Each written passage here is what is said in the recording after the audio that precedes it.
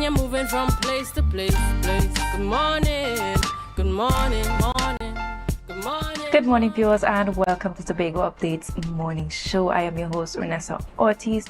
It is Monday, the 3rd of July, the 6th of July 2026. My apologies. It's the beginning of a new week, a new opportunity to get those goals achieved. I am joined in studio by my co-host Alex Brown. Good morning, Alex. Good morning, Vanessa. It seems that you had a very restful weekend. The days passed you by. Quite the opposite, actually. Good morning, viewers. It is good to be with you again. Yes, it is indeed good being in studio with our viewers, yes, again on this new week. Thank you to those of you joining us on YouTube, Facebook, AMPLIA, Flow, and Digicel. Thank you for making Tobago Updates your #1 station. As we move further along into the programming this morning, we head on over to news in 90 seconds. A massive multi-agency manhunt is underway following the escape of a high-risk remanded inmate. The Trinidad and Tobago Prison Service confirms 39-year-old Robbie Kadu, who faces charges of murder, attempted murder, and wounding with intent, escaped lawful custody on Friday night while under supervision at Arima General Hospital. The police and defense force have launched extensive tracking operations. Authorities warn the public that Kadu is considered armed and dangerous, and anyone harboring the fugitive will face strict legal consequences. In Tobago, investigators are tracking suspects involved in an armed robbery on Saturday, July 4th, when two masked men armed with guns targeted a bar establishment in Wim. CCTV footage captured the suspects exiting a Grayson note to confront the business before executing the robbery. The getaway vehicle reversed out of the camera's view during the incident, leaving its exact registration numbers unknown. No arrests have been made as Tobago police continue their investigations. And finally, the academic transition for incoming secondary students has officially begun. Registration pathways are now open for the class of 2031 across Tobago's secondary institutions. Parents and guardians are reminded to closely monitor online pre-registration deadlines and ensure they have both originals and copies of essential documents, including SEA placement slips, electronic birth certificates, and immunization cards. And that's your news in 90 seconds. Tune in again at 6:30 p.m. for our full newscast. You know, viewers, here on Tobago Updates, we come to you with all the World Cup updates, and we have Marcus here with us, joining us virtually this morning to share with us what happened over the weekend. Alex, good morning and welcome to you, Marcus. In good health. Hi, good morning, guys. Good morning, guys. I know, good morning to viewers of Tobago Updates Television as well. And I'm sure you guys are experiencing severe weather.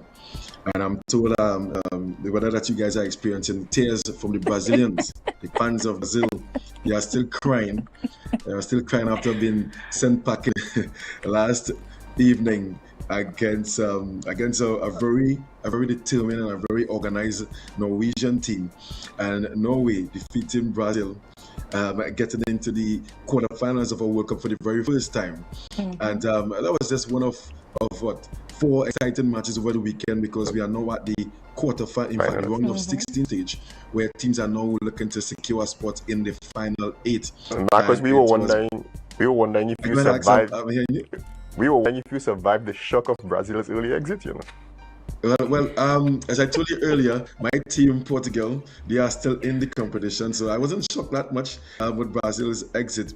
And for those who have been following Brazil over the years, it is said to be this is probably one of the weakest Brazilian teams over the years. And it was actually said by the pundits that they don't see this Brazilian team going as far as the quarterfinals. And it proved right yesterday when Norway, they got the better of Brazil by 2 goals to 1.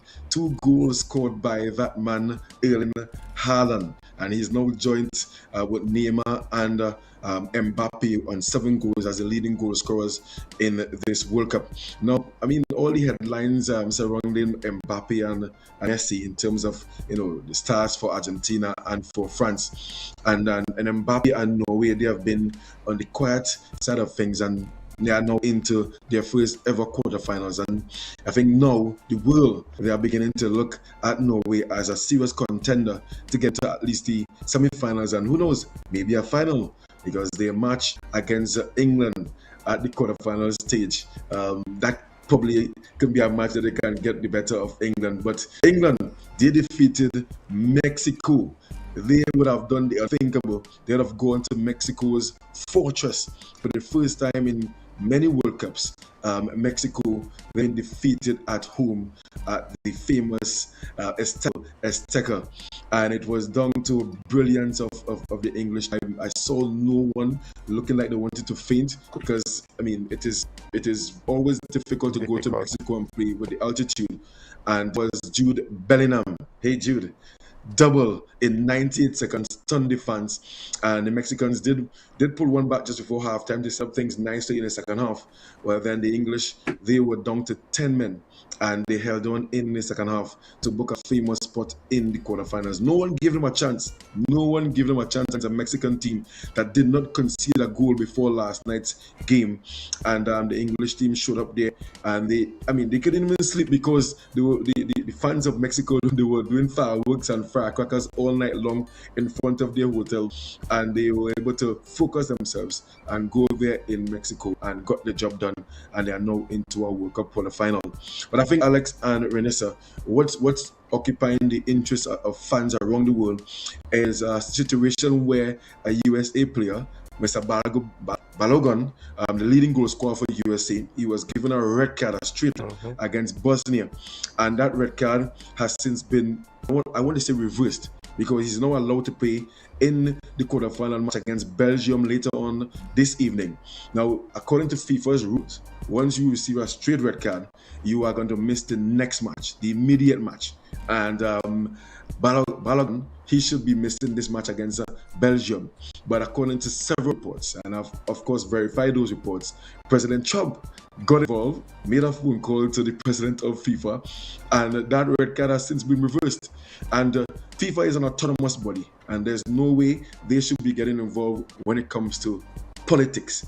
And President Trump got involved, and Balogun, he is now available for today's match, or tonight's match, against Belgium. Obviously, Belgium, they have protested, but it stands, and he's not going to be available against Belgium tonight.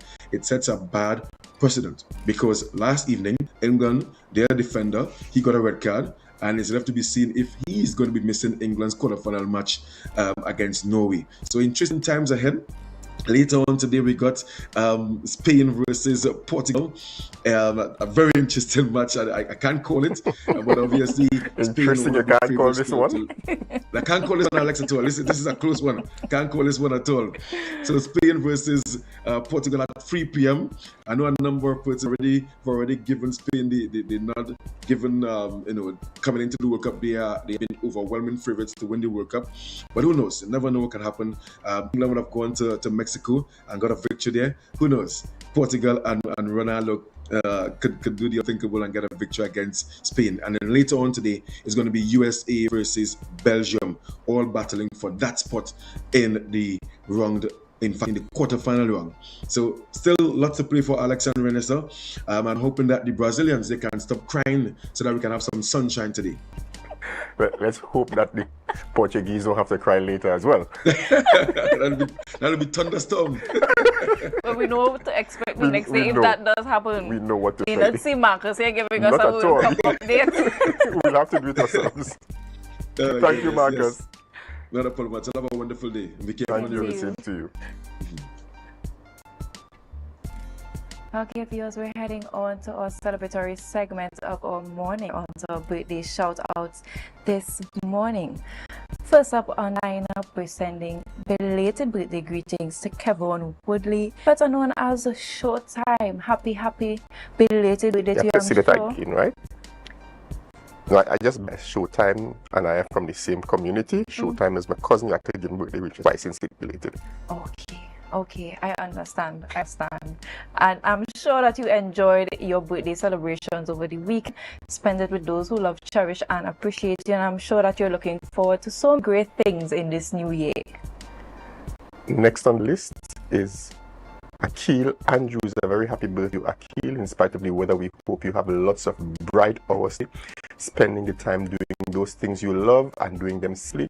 We wish you a new year full of favor, peace, and prosperity. Happy birthday to you from all of us here at Tobago Updates. Next on our lineup, continuing our belated birthday greetings to Lisa Thomas. I'm sure you had a wonderful day, whether it was celebrated on Saturday or the Sunday, maybe it was even the Friday that we didn't get to send our birthday greetings out to you, but I'm sure that it was well spent, it was done in good taste, and that you really had the opportunity to celebrate with those who cherish you, who love you, who appreciate you, and wishing you all the best going forward in this new year. And finally, on this morning's birthday shout-out list is Onika Blackman. We're also sending you belated birthday greetings, hoping that you had a wonderful day. Your birthday was over the weekend. We trust that you enjoyed and that your new year has begun with peace, with favor, and with purpose. Happy belated birthday to you and all the best. And this has brought us to the end of our day shout-outs this morning. So those of you who did not make it on our lineup this morning, we want to say happy birthday to you, sending you all the greatest joy on this day. And we hope to take the time out to really just take some time to reflect and really thank Almighty for yet another year in the land of the living. Be safe on the roads and ensure that this birthday is one that is done safely and with all of your best interests in mind. Ensure that you be safe on the nation's road this morning. Alex, what's in store for rundown this morning? What's on our lineup? Well, our lineup this morning is pretty interesting. Of course, given recent events, we continue to talk about protecting Tobago's women and girls. Following that, we talk the Trinidad and Tobago Police Service. School vacation safety tips, I think the critical thing now that, you know, what used to be for me the best part of the school year was this time. Yeah.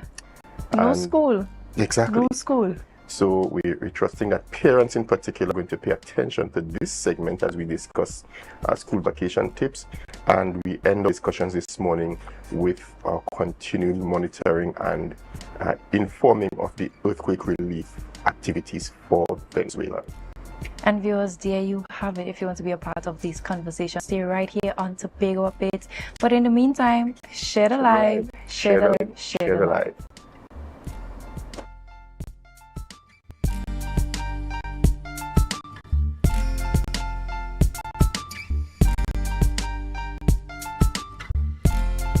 Our world is filled with rhythm.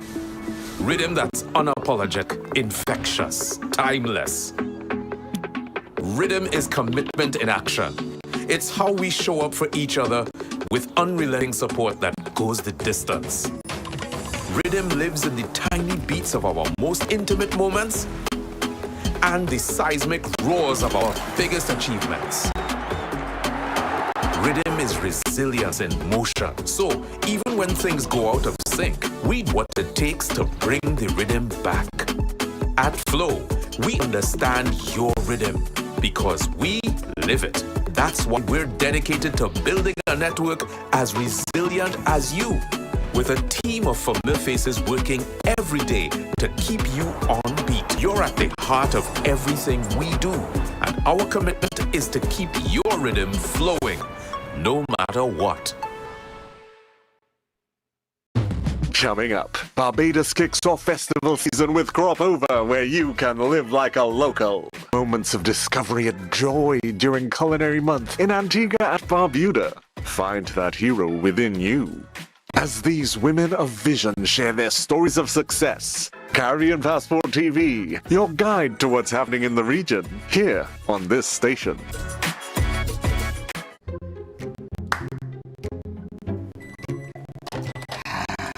Nice. If I have to call a supervisor one more time to sue a customer because their financials are in a mess, I scream. Don't scream in a bank. That have lock up in it. Either they're not registered properly, or you know what? We could just forget about our returns, right? Compliance is a bad word to most of them. All your clients out of here.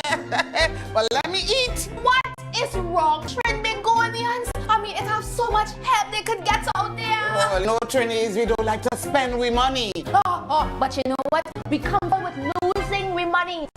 That make it any fun. People should do is call Anderson in Trinidad and Tobago. Wait, what? Anderson in Trinidad and Tobago? Anderson in Trinidad and Tobago accounting services. Yeah, they offer helping from registering your business to filing your tax. My lunch is over.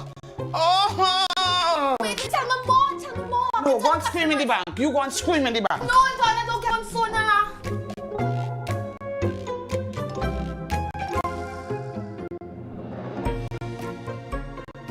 Welcome to Tobago Glass Supplies Limited, where innovation meets excellence and the service reigns supreme. Our commitment is simple: to provide high-quality, innovative aluminum, vinyl, and glass solutions for both commercial and residential spaces. At TGSL, we don't just meet needs, we exceed expectations. Our range includes the finest aluminum cladding options, setting new standards in durability and style. Driven by our passion to elevate, we aim to be the leading supplier in the Caribbean market while retaining our identity as a family-owned business. Because at Tobago Glass Supplies Limited, it's not just about products. It's about relationships, it's about you. Innovation, quality, service. That's Tobago Glass Supplies Limited.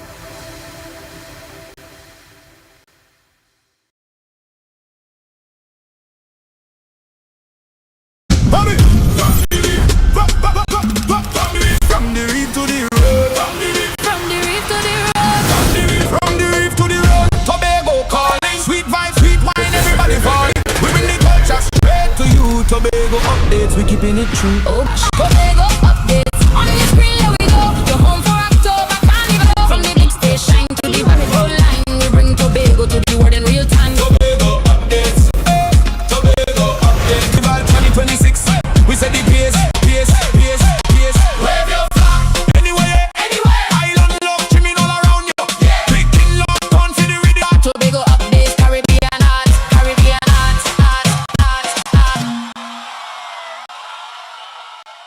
The Caribbean is more than just a place. It's a spirit, resilient, vibrant, and full of possibility. Rooted in connection, driven by community. It's who we are at the heart of everything we do. For over 150 years, we've been right here, invested in the Caribbean, people, and its progress. And today, we're going even further. Liberty Business, rooted in the Caribbean, committed to you. Are you in a dispute with a registered investment service provider, TTSEC? Or maybe you're the victim of an investment scam? You can complain or submit an anonymous tip to the Trinidad and Tobago Securities Exchange Commission. Download our Investor Protection app or go to ttsc.org.tt to access our complaint form or submit anonymous tip. Write a clear summary of your complaint. Copies of supporting documents, along with the originals for verification. Provide a copy of the feedback received from the entity regarding your complaint. Investor complaints or scam reports submitted by the public are acknowledged and by the TTSEC. Investigations are pursued based on the review. Trinidad and Tobago Securities and Exchange Commission, protecting the interests of investors and the public. You invest, we protect. Everyone benefits.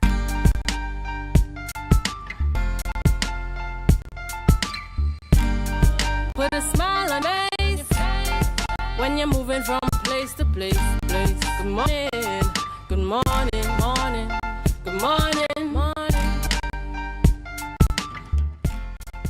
Viewers, welcome. As promised before the break, we're continuing our conversations this morning. We're starting with Mrs. Eugene Chope Davis, Minister of State responsible for gender affairs, and this morning we're talking about protecting Tobago's women and girls. And welcome to you. Hi, good morning, and good morning, Mr. I forget it now. You go ahead and try to be formal. Tabrero. Good morning, everybody, and good morning, Tobago. Alex Brown. Very kindly. Yes, Right, good I think I got morning. it right. Good morning. Now, recent events have brought the issue of protecting I our am women. not hearing very clearly, and it's raining, kind of raining here. You hear me clearly now? Right, I'm hearing you now. Okay. Now, recent events have brought into the spotlight issue of protecting our nation's women and girls. And while we focus on any one specific case, we want to start the conversation by asking, what does protection actually look like within today's society? Because for many different people, that protection can be in many various forms. We may be speaking about physical, emotional, their mental well-being. What does protection actually look like from day to day? That's a really tough question. And before I even begin, let me just extend my condolences to the family of Miss Roberts. I know this will be a difficult time for them, and it's really a sad situation. But protecting our women, the law gives protection because we have the Domestic Violence Act, but the law may not be sufficient because we as community, we as Tobagonians, we as families, we are really responsible for protecting our children before we even get to the law, before we even get caught. We are responsible for protecting our women and children. And I guess we're speaking about protection in terms of domestic violence and violence against women and children. Now, Tobago's issues are not isolated to Tobago. They're global issues. They are issues faced by the entire Commonwealth. Women are being abused constantly. And as my friend Gemma used to say, domestic violence and violence have been around since Rock of Ages was a pebble. So we've been dealing with this for the longest while. The thing is, we have the police. Again, we have the law. But police will tell you that when situations arise and they get to the homes, the story changes. We know here in Tobago and elsewhere that children are abused at home. We know that the women themselves have been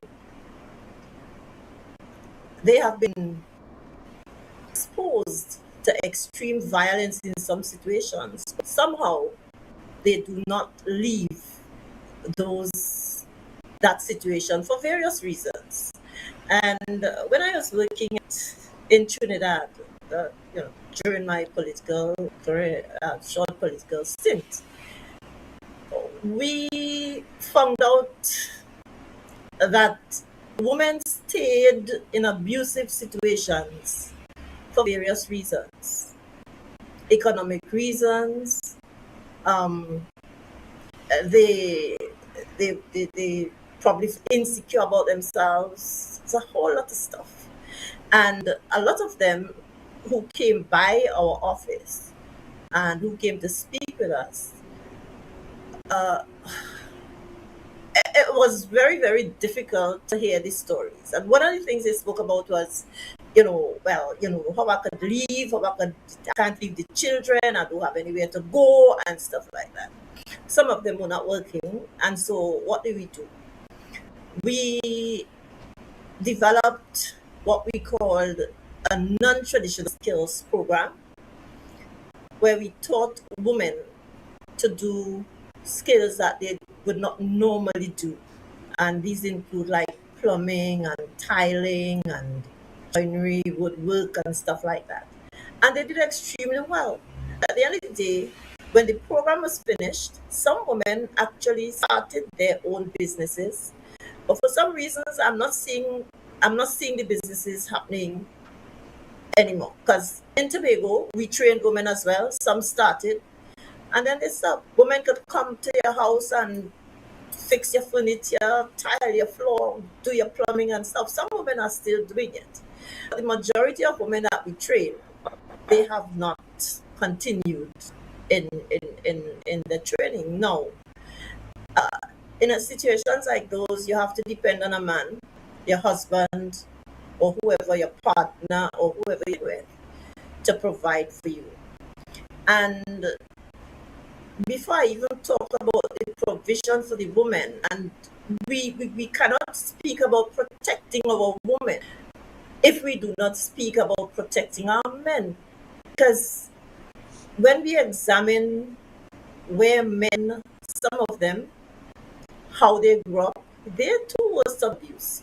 And so protection is a very wide concept.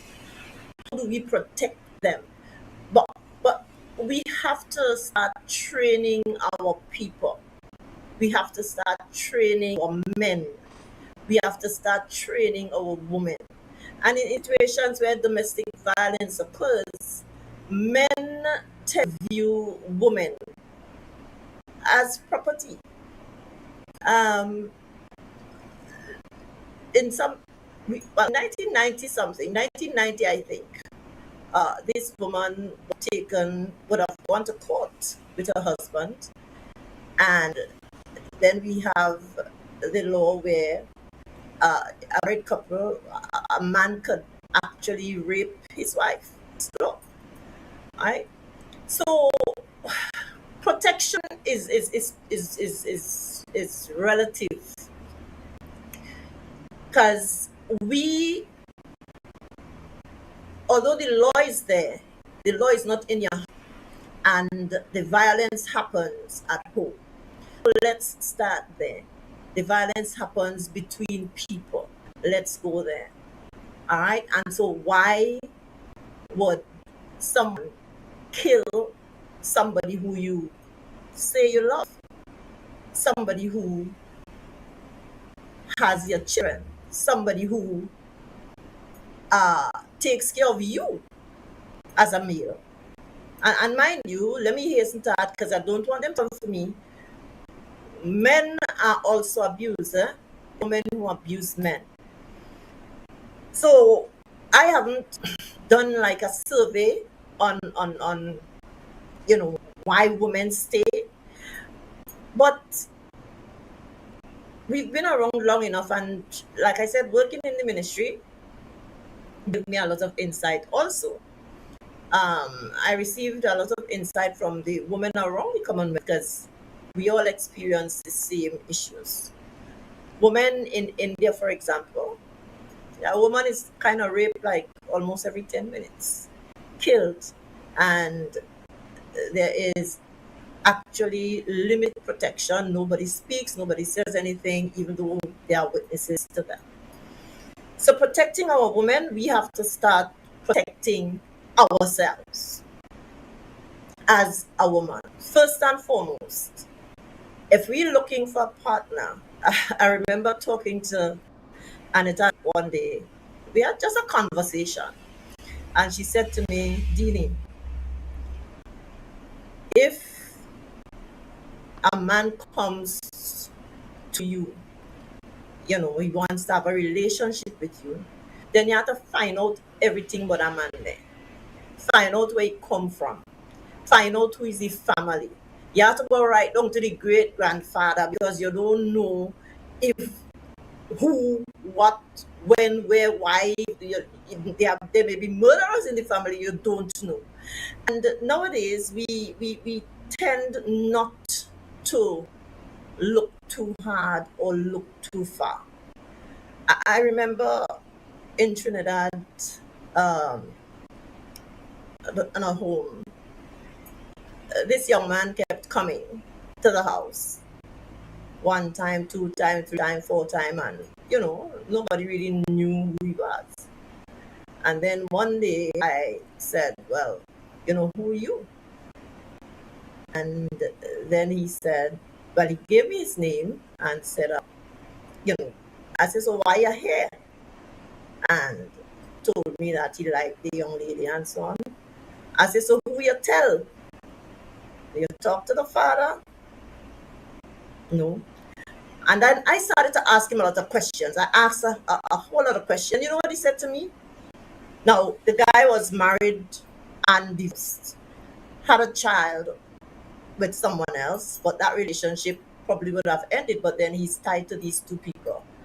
And he said to me, I was married, miss, but nobody ever asked me those questions. And so protecting our woman starts home. Carry home the man. Then also there is a period of engagement. If you're going to marry somebody, get engaged. Engagement does last 2 years, 1 year. It does not appear that we do that anymore. And during that period, you should probably get to know who you are dealing with. And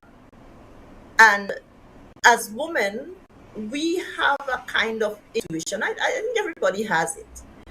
But we make excuses because we see things and we said, nah, that is not it, man. And in truth and in fact, that is what we see. And so we get ourselves involved in these situations that sometimes end up with us being maimed or murdered. I remember this lady who came where I was there in history, and she had her hand was cut off. The man cut off her hand, and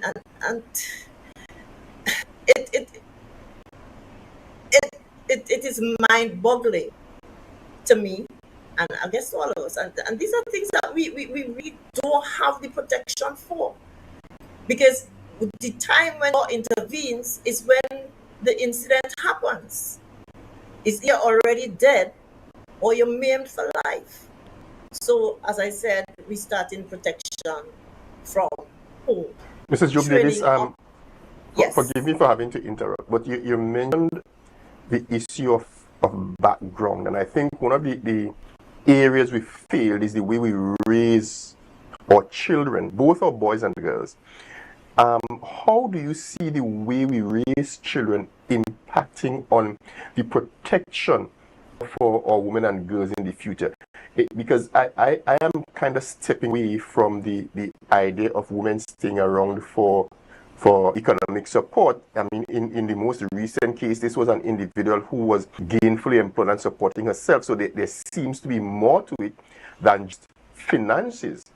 How do you see the way we raise our children impacting on how we are able to protect our women and girls in the future? And so this is why I spoke about the training of our children. And children grow in situations where they are exposed to violence. And this is why I keep saying the background check is very important. Because if as a child, you are exposed to your father beating your mother all the time and so on, what do you think would happen with that young man? Or what do you think would happen with that young woman? And there are times I say, women, I say to them, some when I speak to, why do you want to stay if you're getting that kind of treatment? You are actually training your daughter to accept something like that. And you see, in divorce matters as well, when families divorce, there is a lot of acrimony, and the partners who have gone their separate ways, they actually appear to hate each other, and then the children are in the midst of all of that. So like I said before, it starts home. We must train our children. That is not happening. 2, if you have a partner, you must do some background checks. You must, especially if that person is not from your environment. So, for example, somebody from Trinidad, somebody from Guyana. I have seen women get married to people who live in another Caribbean island, and I feel fearful because I'm asking the question, what do you know about this person? Well, I saw him and he's go to church, and yeah, everybody goes to church, the pastor and all, right? So when tell me that, it tells me that it's either there is a level of desperation, is either you feel you're getting old and you figure that you need to get married, and if you are economically stable, then the only thing missing probably is a relationship, a man, a husband, or partner, companion, call it what you want. All right. So protection again is not just for the law; it is for us as a community. The next thing is, some women are subject to abuse, but they don't say anything. The family doesn't know. Nobody knows. They stay there and they're very silent. They take their licks and they go that. And I've heard women say things like, well, and that was a long time. Well, he just beat me because he loved me. What? Where did we get that from? So it's socialization is a critical issue. We can train them, we can talk with them, we can tell them, we can beg them. But at the end of the day, the woman or the man in this situation is actually responsible for his or her life. Forget the fact that the law is there because, like I said, when you're dead, dies it. In situations we don't know,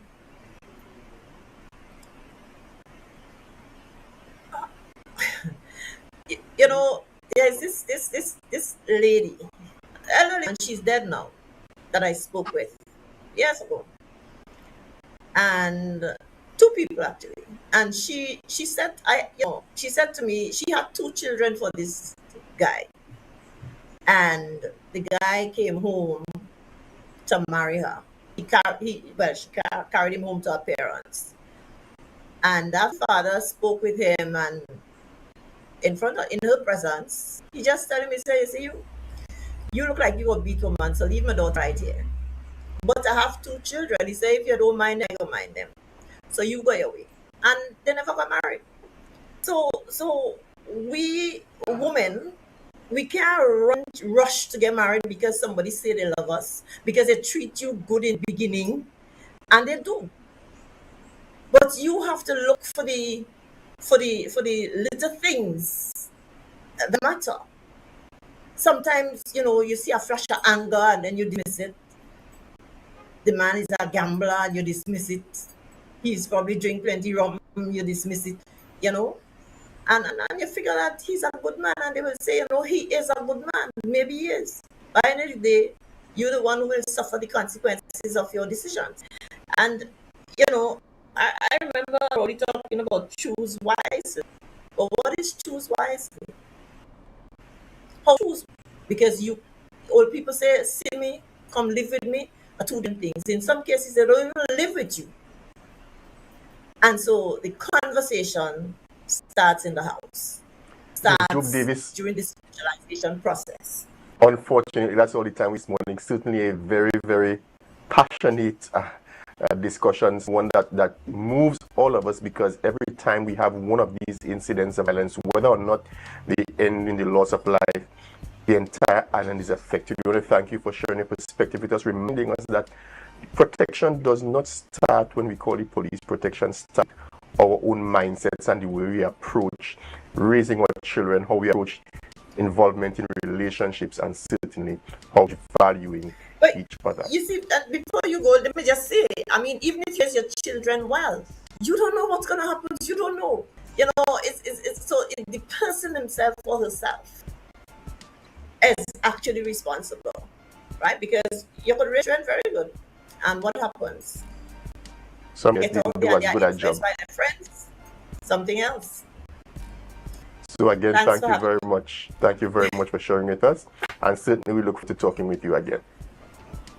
Thank you, and have a good day, everybody. Same to you. Thank you, and the same to you. Viewers, we take a break. When we come back, we talk school vacation safety tips. Stay with us, and remember to share the light, share the light, share the light.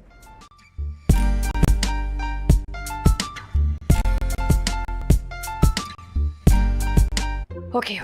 335, 336, 337, 338, 339, Counting on your fingers again. No wonder lose your business. Grandpa, thanks for helping me start over. You not be in business, you know. As a child, you tried to sell hog plum. That failed. As a teenager, you and your boyfriend tried to break into the jewelry business. But hey, where that boy end up? He live in Aruka in the Grove, the golden one. Oh, child, if you want to get into business, you have to have your financial records intact. But hey, do you know your numbers? Of course, 624 333. No, child, your numbers, the ratios, your equity ratios. You have a financial handicap. What? You need to see somebody about that. Anderson. Who? Anderson, Trinidad and Tobago, they offer tax and accounting services. You know about financial management. Grandpa, I started this business with nothing. And not end up with unless you call Anderson Services. Okay, this card is nice. Yeah. What's this? Your rental fee. Have business with parent. Hot and groovy in the Socrates.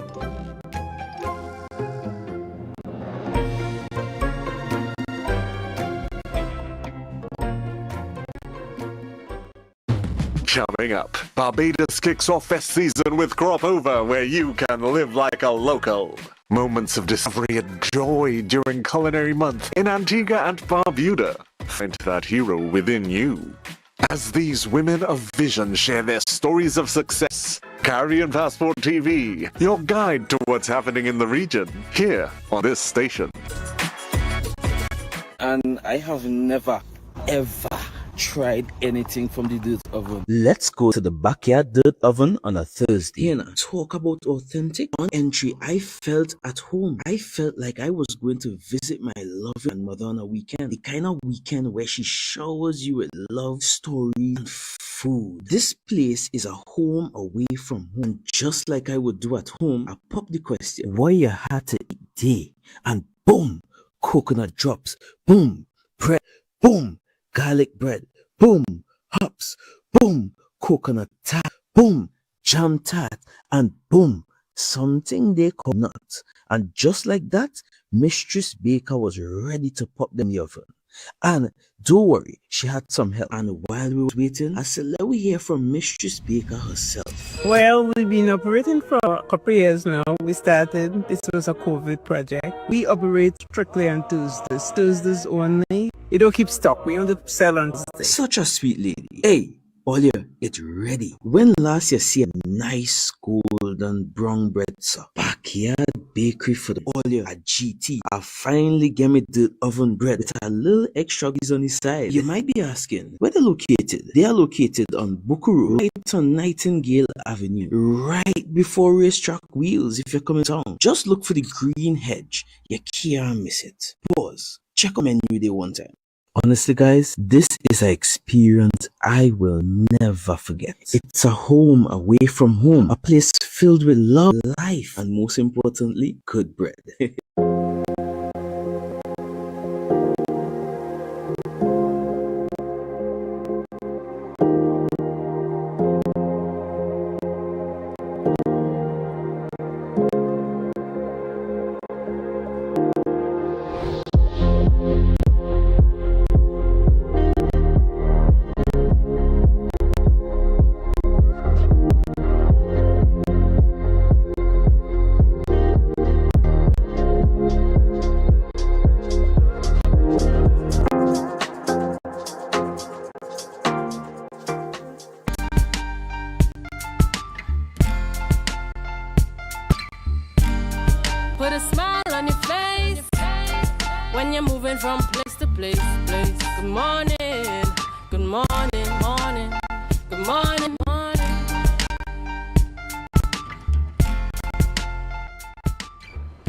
you for staying with us, viewers, on this wet Monday morning. Promise before the break, we're talking school vacation tips with the Trinidad and Tobago Police Service. Joining us in studio this morning is Acting Inspector Andy Mohammed. Good morning, Inspector Mohammed, and welcome. Morning to you. Thank you for having me, sir. You're most welcome. Before the break, we were discussing that we're going to have a little bit of a roundup on the crime activities in Tobago for the week and what progress the police have made on the island. Share with us what has happened since last we spoke. For the weekend review, we had some reports of house break-ins and larcenies and home invasions. These crimes continue to be the pillar crime for us that poses the greatest challenge in Tobago. However, we had some successes in terms of, I don't know if you recall the video circulating with the breaking at the FCB ATM machine. One person, he was arrested and charged for that. There are several other suspects that's running, and recent crime trends show there are some reports of robberies that is occurring at the places. So we are asking the public to whether they have any information on robberies. These robberies usually take place with two men. They're dressed in masks, and it's sort of difficult for us to try to identify the suspects. So we are asking the public to share information with us. And if they do have, I am at the Scarborough Police Station CID, and I'm always accessible at any time. We're here to discuss the school vacation and some of the things that we as the police and public and share some ideas how we can make the vacation a safer place. Before you get to that, I was saying on earlier with my colleague that this time of the year was probably my favorite school time. When you're out for 8 weeks, although for me being the child of teachers, 8 weeks used to turn into 4 because 4 of the 8 used to do a lot of schoolwork. But basically the best time, as it were, of the school year. A lot of latitude you had, freedom kind of way to roam a little bit and stuff. The society has changed significantly since then, and what parents were able to safely take for granted then they can't know. So let's start talking about that in terms of supervision, because we were to a certain extent unsupervised but safe. The society changed to the point now where that is no longer a guarantee. So probably we can start by talking about requirements for supervision of children. When can you relax the supervision, if at all? I myself share the same sentiments now. Being in this position that I hold, we no longer can relax, but we can use that experience of being a child to sort of direct how we do things as as the police and as parents. So we are asking, with the current crime trend, I'm not saying that there's a need for concern, but there's always a need for us to share information with the public. So now that school is out, and we know that a lot of children will be out using the beaches, using different facilities, going to the waterfalls in Tobago. And we want to assure the public that we will continue to be out in full force, enforcing the laws, and of course offering advice.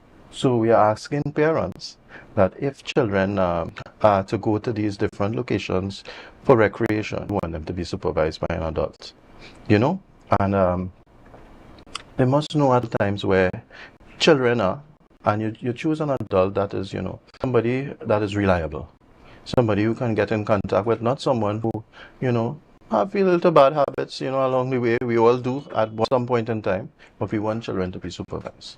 We don't want children to go travel in taxis, go to places that they're not familiar with, and it's sort of all hands on deck. Because we all have to look after one another. You have children, I have my children, just not for Tobago, but it's all over the country. We all have to work together to look out for the children. There are emergency numbers if there is any eventuality, and the numbers are the 999 and 990. And also you can have a trusted neighbor look after your premises when your kid's out or you are at work. We ensure that children are supervised at all times. It is also a recommendation that we do background checks on individuals who do summer camp organizing and things of that nature. What practical steps can parents take to satisfy themselves that their children would be in a safe environment? Because we always talk about entrusting our children with reliable people, but sometimes you can't really establish if this person is someone that you can really truly trust with your charges, because we've seen in times gone by we've had babies or young ones being entrusted into the care of preschools. And when we look at the CCTV footage that is displayed across social media platforms, we've seen cases of abuse or children not being taken care of in the way they need to be taken care of. Yeah, we are available to do some background checks if public requires, but we would want to know that persons who go to summer camps, they go to reputable summer camps, established summer camps where enough safety practices in place, and persons can be trusted with children. With respect to the daycare centers, same principle applies, because there are some people who have recognized schools. We want people to go to those areas, not to how you would say by the wayside summer camps, established summer camps. So those summer camps, as we've been in consultation with them, and we continue to monitor the summer camps, they are reputable persons, and if you are in doubt, you can always contact us at the TTPS. Inspector Mohammed, there's another issue that we can't disregard, and that's one of socioeconomics. We have in society a number of single parent families, both male and female, and it presents a challenge where the economics of a family doesn't necessarily allow them to afford some of these camps and so on. But there's a single parent in the home and they have to go to work. Child or children all under 18. What advice or support can the TTPS, because you only speak formally for the TTPS, offer to parents who find themselves in these circumstances? Because I was seeing, we had a conversation a couple of weeks ago with another police officer who was saying the law is that as long as this individual is under 18 years old, they're not to be left alone. They're not to be left unsupervised. That's right. The Children's Act speaks about that principle where children, juveniles under the age of 18 are not to be left alone. In some instances, it may happen, but you have to know the capacity of your child. You're not going to leave a child that is, below 10 or 12 years to stay at home alone. You know what I mean? I'm not saying that you can, but you have to know how to trust your child, the capability of your child. And if this is a fact, have the neighbors look into what is happening, or have a family member look into it to see what is happening.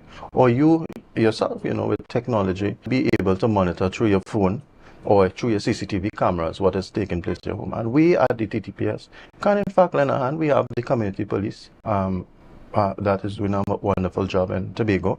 You can tap into that resource and we will be able to assist in any way that we can. I love that. Another issue that we would have to also take into consideration is road safety during this time in particular. I know we already have that issue when it comes to school time, when they are pedestrian crossing around the school zones. We always ask for motorists to be very careful while they are traversing the nation's roads. But during this time, we would see more of our young people out on their bicycles, their scooters, really being a part of the traffic, but not in sense of when they are in the school capacity, they are now in leisure time. And that means now we need to have a certain level of awareness. Give any practical tips, not just to the motorists, but also to the parents who have charges, who would like to be around this time on their bicycles, their scooters. And maybe just, you usually see young men in the road playing football or cricket, something of the sort. Sometimes they even do this at night. So give some practical advice and tips so that we can ensure that our young people are safe. We don't want to hear, come September morning, there are tragedies that we heard over the July-August vacation. Yeah, I agree. Some of the road safety tips that I can share is that one of the things is we want drivers to be responsible. Don't drink and drive. And this is just the start of the inclement weather. We hope that it will get up. But we want people to drive responsible, to respect the speed limit, and for parents, if you know the high traffic time is within a certain hour, you can adjust the leisure time or the recreation tickets. And of course, you have your children supervised. If you're riding on a roadway, try not to ride in a roadway that is high in traffic. And drivers to be careful, sometimes when there's school is out, with children crossing between cars. We all experience that, children crossing between cars, between maxis, to be extra vigilant and drive slowly. Be cautious, especially in the areas where children populate, like the malls, the beaches, the waterfalls. those areas, especially where children populate, where they go for recreation, be careful in those areas. And we, like I say, we will be out there sharing information, bringing awareness, and also enforcing the laws. So we will be there in full support of the parents, the drivers. So we're just asking everyone to be cautious when they do things for the summer vacation. I like the use of the word support because oftentimes we see a kind of antagonistic type relationship between the police and the public. But the use of the word support suggests that you're trying to make everybody happy and comfortable. It's not always going to be possible. The police has a responsibility to enforce the law. But I'm seeing a situation, as you mentioned, highly populated areas. The presence of the police kind of reminds everybody, because sometimes I have looked at it, you don't necessarily need to say anything. But just the presence of the police changes the attitude of people, it changes the behavior. And so the idea of support suggests to me that your presence is going to do a lot for helping to keep everyone in line. You mentioned what for me as a driver, very worrisome thing of children crossing between vehicles, because sometimes some of them are so small. While they can see, they presume you see them and you can't. Yeah. And so we want to remind parents, if your children, we have a saying in Tobago, they have puppy height and dog age. So they're old enough to understand how to manage the circumstance, but they're not physically very tall. And sometimes that stature creates a problem for drivers who won't see them necessarily as quickly.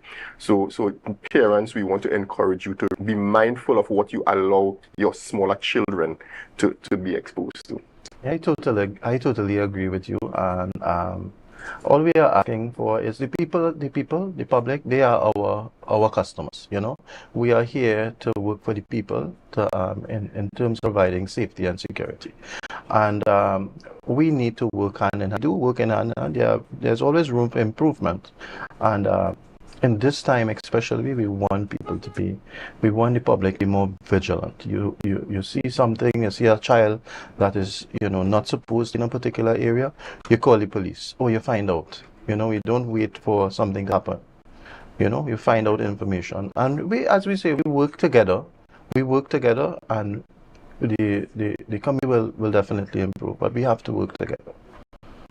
Inspector Mahmoud, I want to thank you so much this morning, sharing with us the weekend review as it relates to crime updates and also sharing the vacation tips, especially now that school is out. It's something that's very critical, and we also need to constantly remind our parents, remind the civilians, and also just give that word of advice, and just to also show public that the TTPS is here to support in any initiative and also to ensure the safety of the public at large. So I want to say thank you so much for coming on this morning. Thank you very much for having me, and if I am to say my closing words, we are here to support the public.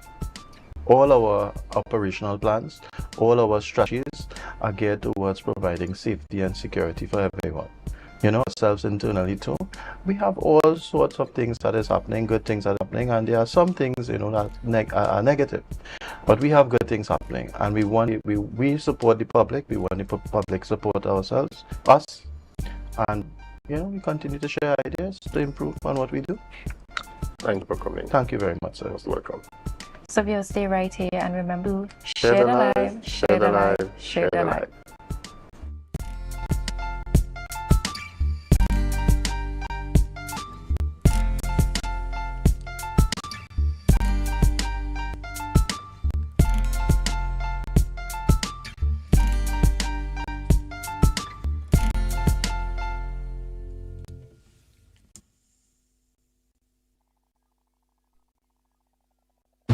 Coming up, Barbados kicks off festival season with Crop Over, where you can live like a local. Moments of discovery and joy during Culinary Month in Antigua and Barbuda. Find that hero within you. As these women of vision share their stories of success. Caribbean Passport TV, your guide to what's happening in the region, here on this station.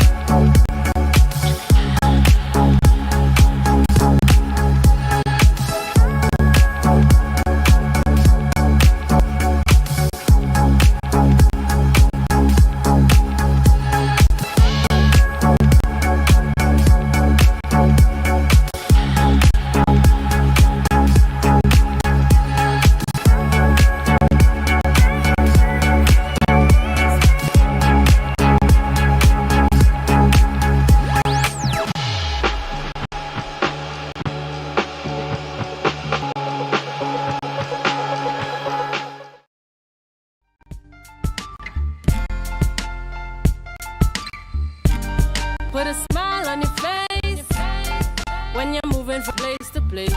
Good morning, good morning, morning, good morning, morning.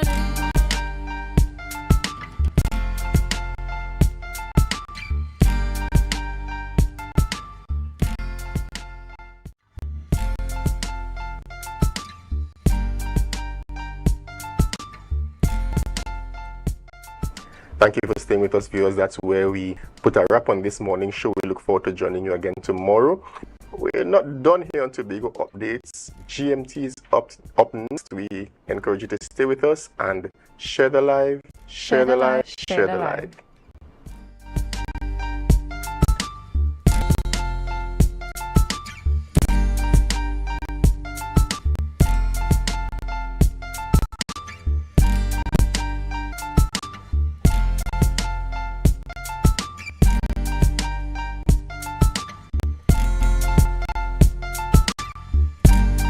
Come, Jesus, come.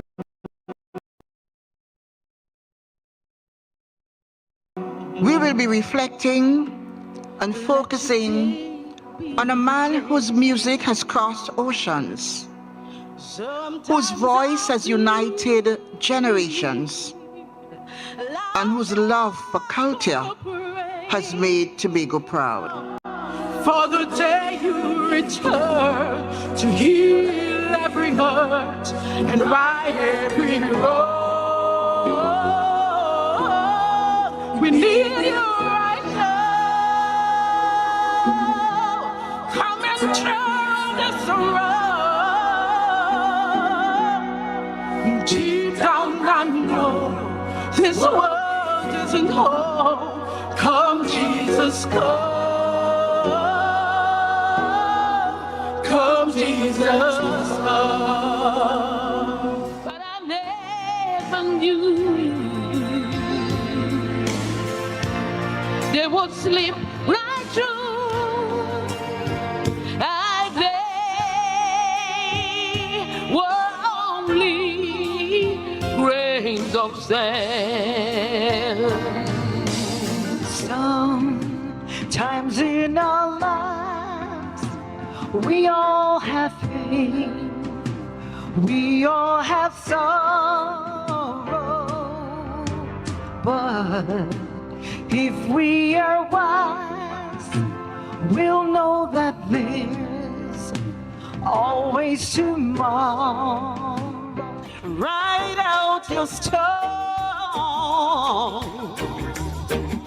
'cause God is still with you. You may not feel it, but you're not alone. Oh.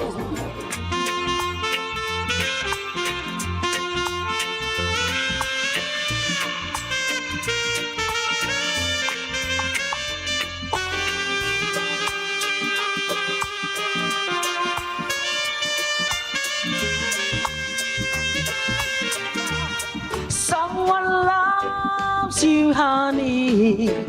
Ooh, yeah. No matter what, I just want you to be my guide. Someone loves you, honey, more than anything in the world. All I is one family. All I is one family. All I is one family. All I is one family. How we do? Hold tight, rock right, jam so. And we gonna rock down sweet Tobago. Jam tight, rock right, jam so.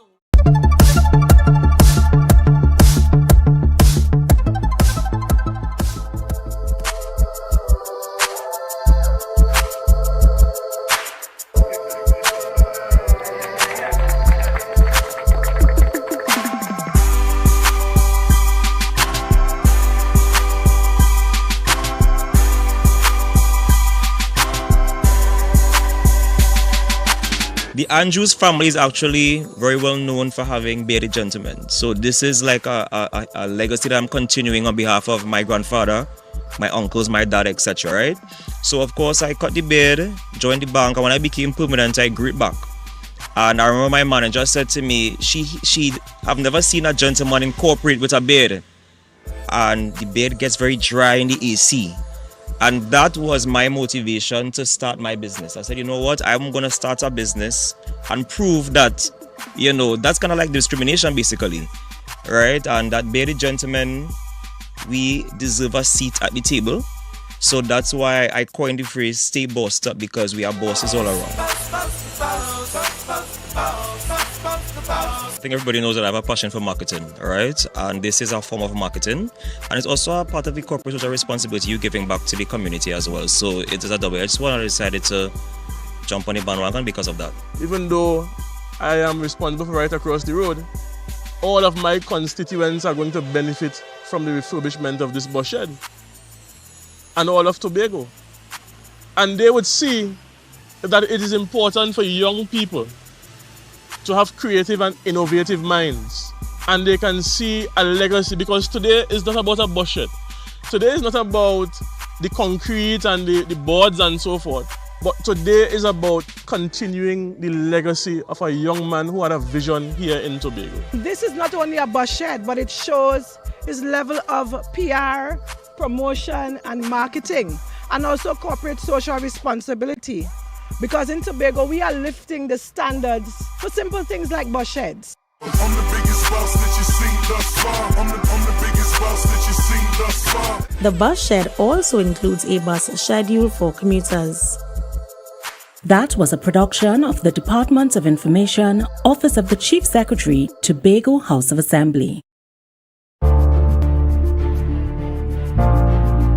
You're viewing Tobago Updates Television, your exclusive gateway to Tobago, broadcasting the beauty of this island paradise to the world.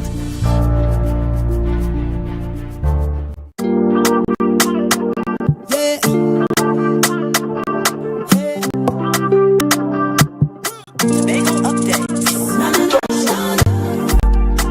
morning, Tobago.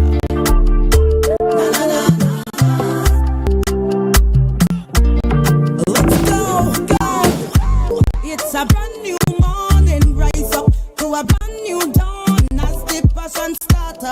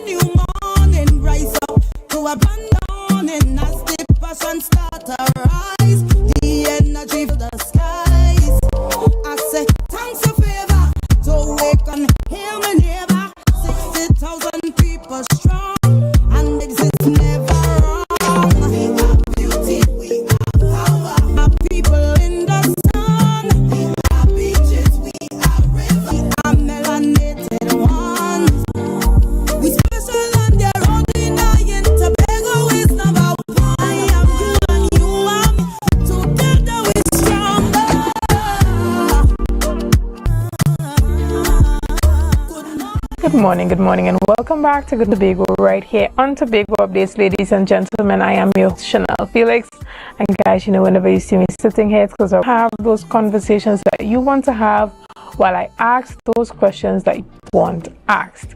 But before we get into this morning's interesting topics and patients, let's have our news in 90 seconds.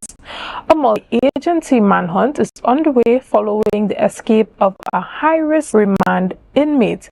The Trinidad and Tobago Prison Service confirmed that 39-year-old Robbie Kadu, who faces charges of attempted murder and wounding with intent, escaped lawful custody on Friday night while under supervision at the Arima General Hospital. The police and defense force have launched extensive operations. Authorities warned the public that Kadu is said to be armed and dangerous, and anyone harboring a fugitive will face strict legal consequences. Additionally, Tobago investigators are tracking suspects involved in an armed Saturday, July 4th, when two men masked and entered a bar establishment in Wim.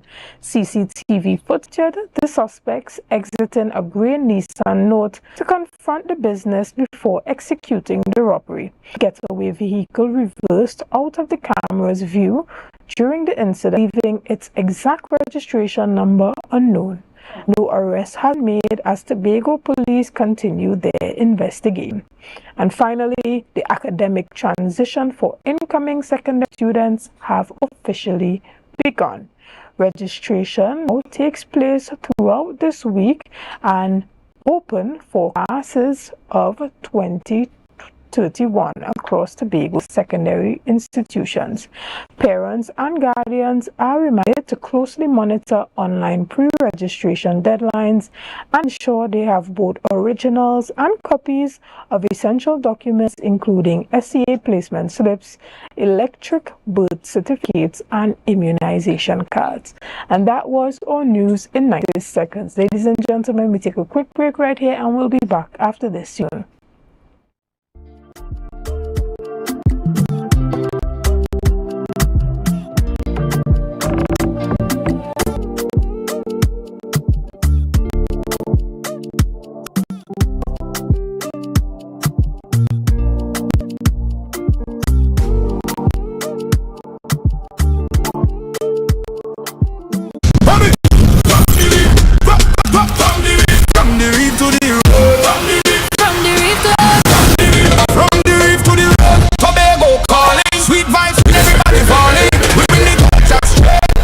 Tobago updates with you. Oh gosh. Tobago updates. On the screen, here we go. Your home October carnival show. From the big station to the radio line. Tobago to the world in real time. Tobago updates.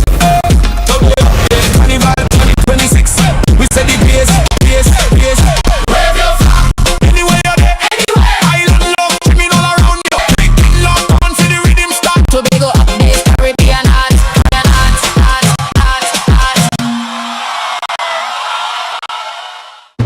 Coming up, Barbados kicks off festival season with Crop Over, where you can live like a local. Moments of discovery, joy during culinary month in Antigua and Barbuda. Find the hero within you. As these women of vision share their stories of success. Caribbean Passport TV, your guide to what's happening in the region, here on this station.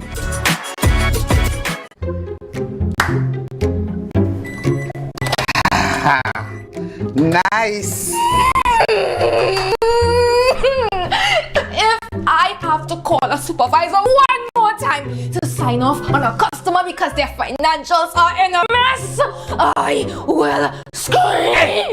Don't scream in a that have lock up in it. It's either they're not registered properly, or you know what? We could just forget about annual returns, right? Compliance is a bad word to most of them. All your compliance out of here.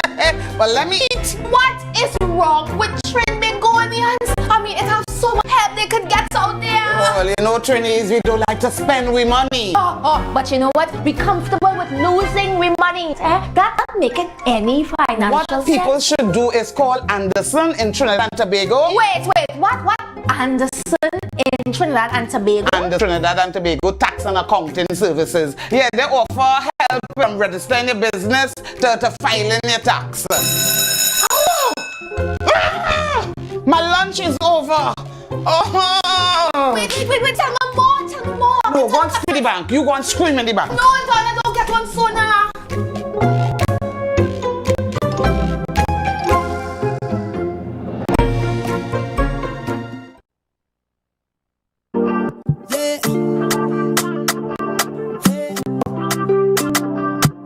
Tobago updates. Good morning, Tobago.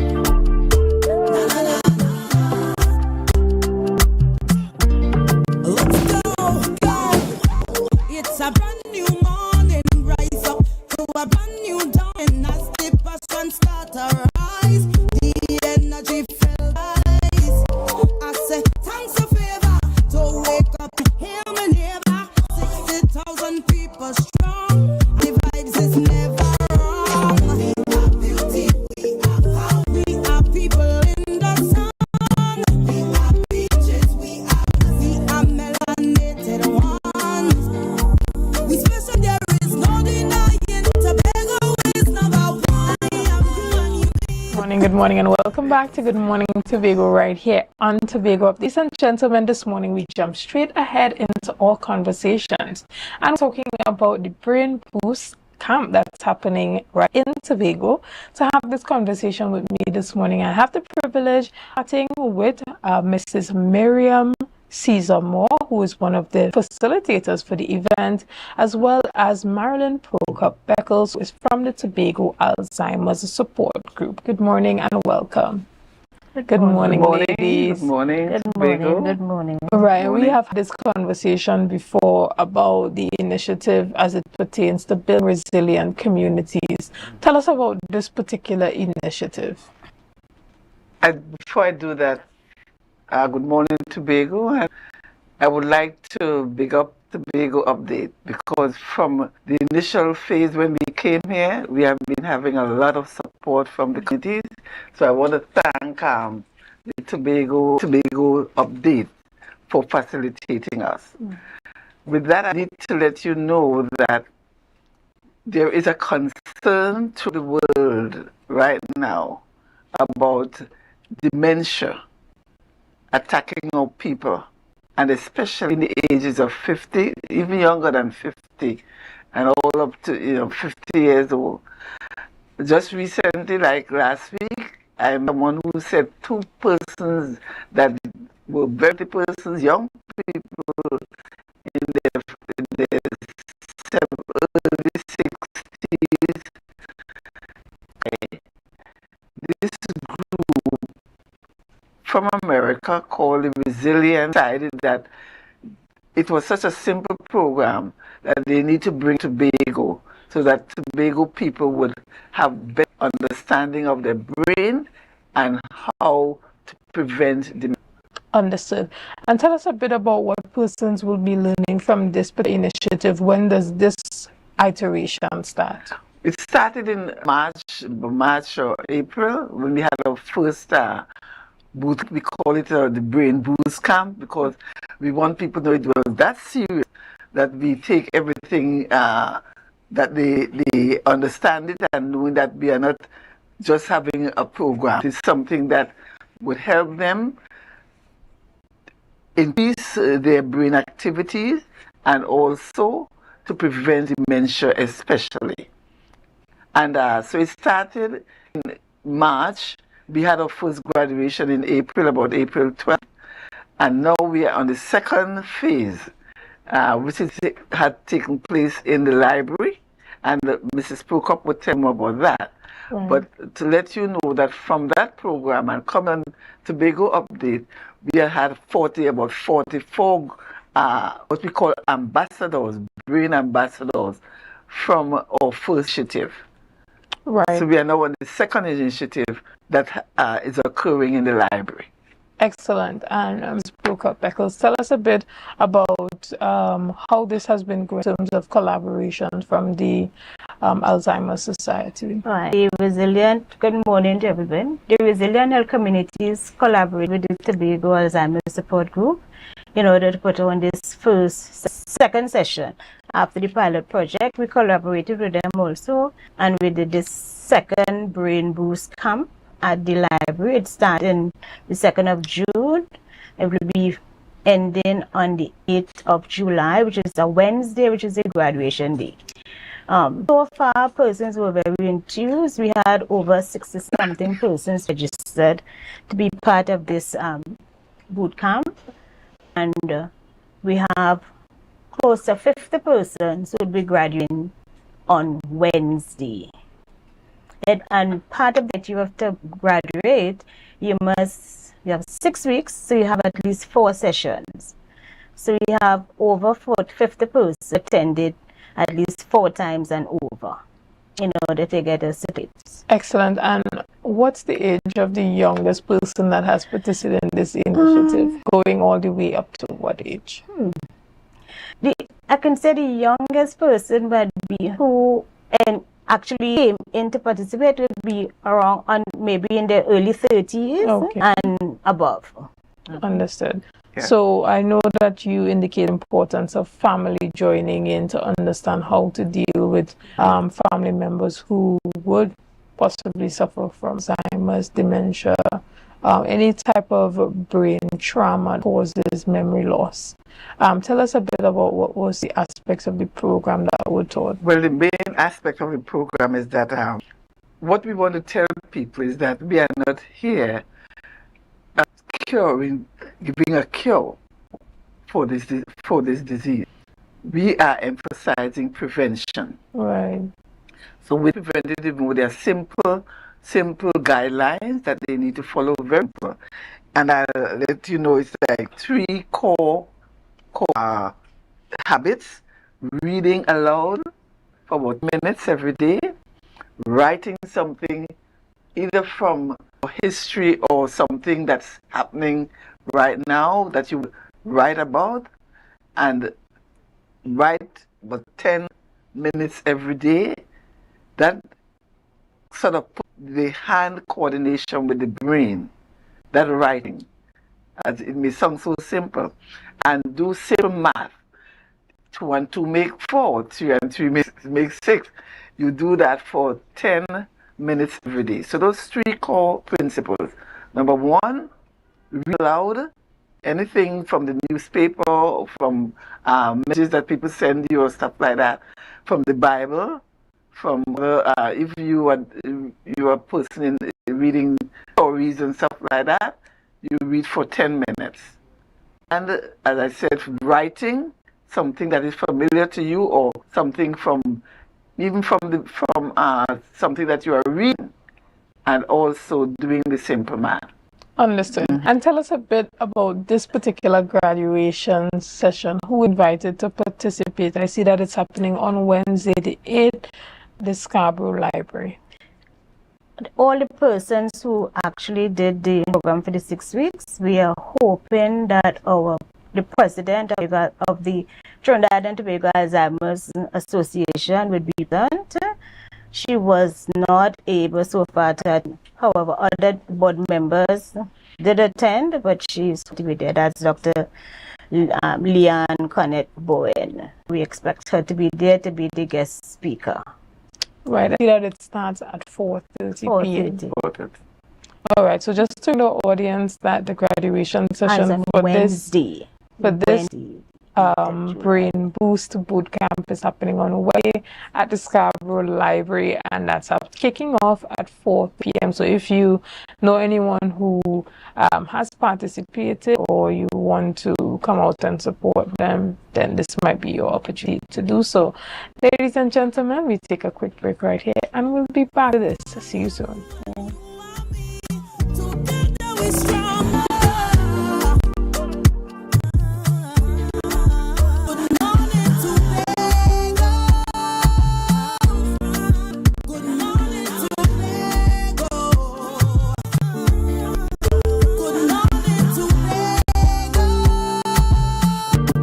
Our world is filled with rhythm.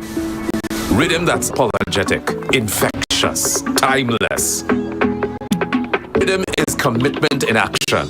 It's how we show up for the with unrelenting support that goes the distance. Lives in the tiny beats of our most intimate moments, as seismic roars of our biggest achievements. Rhythm is resilience in motion. So even when things go out of sync, we do what it takes to bring the rhythm back. At Flow, we understand your rhythm because we live it. That's why we're dedicated to building a network as resilient as you, with a team of familiar faces work every day to keep you on beat. You're at the heart of everything we do, and our commitment is to keep your rhythm flowing, no matter what.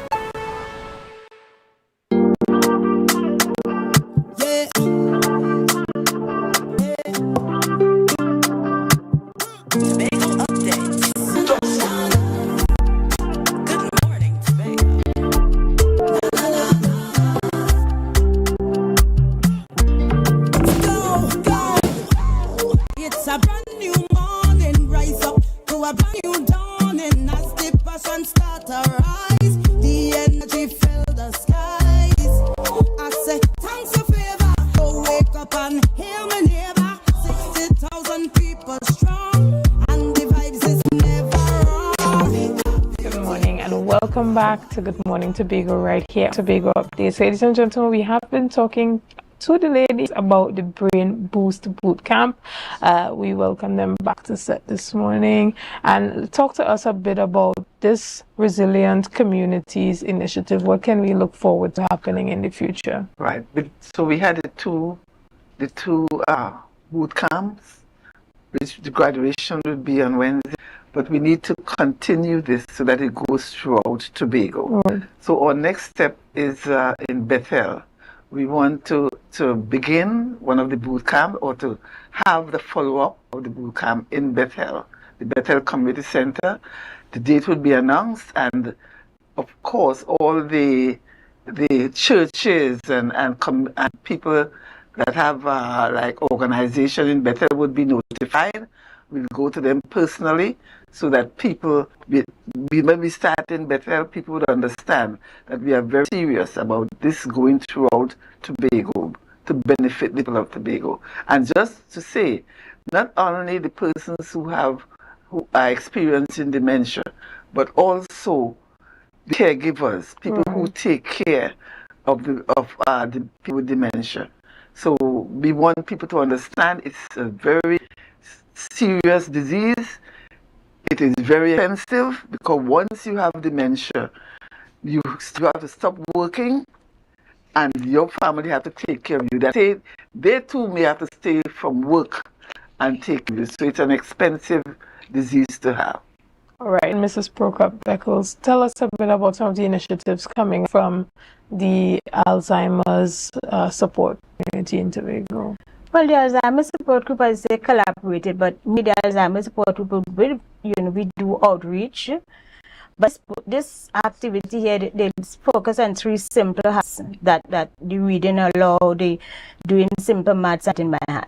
When we go out as a group, we also do other presentation, like tell you what is dementia, what is Alzheimer's, some of the things that you can do to reduce the risk and those. So the whole idea is that yes, we have these simple habits, but to be an all body approach, because you still have to manage your stress, you still have to eat, you still have to exercise. So in addition to doing these three simple things, you still have to take care of your body otherwise. Understood. So it's an all personal. Excellent. Well, we look forward to all the work that you're doing in the community and becoming engaged with all the activities that you continue to do. Ladies and gentlemen, we take a quick break right here and we'll be back with much more conversation after this. See you soon.